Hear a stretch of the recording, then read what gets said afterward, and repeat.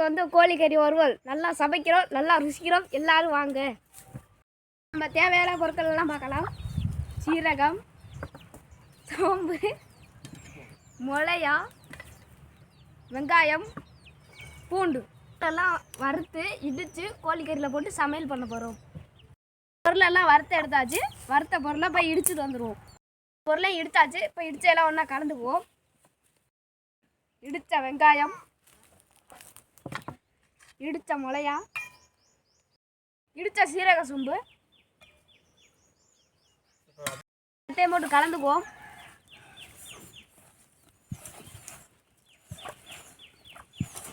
எல்லாத்தையும் மிக்ஸ் பண்ணியாச்சு. இது மாதிரி நீங்கள் செஞ்சுருக்க மாட்டீங்க. இது மாதிரி நீங்களும் செஞ்சு வீட்டில் ஒரு நாளைக்கு சாப்பிட்டு பாருங்கள்.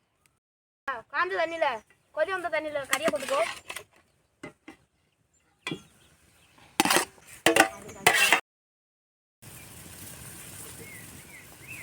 தண்ணி வர வர கொஞ்சம் கொஞ்சமாக வத்திட்டு வருது. இப்போ நம்ம சேர்த்து வச்ச மசாலா பொடியெல்லாம் போட்டுக்குவோம். அப்படியே நல்லா கறியில் சாரும்.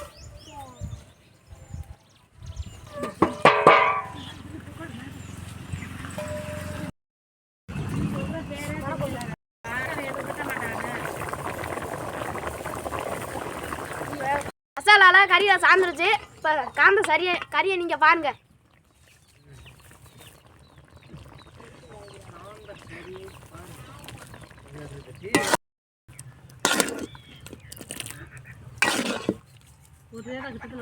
அப்புறம் அது வேற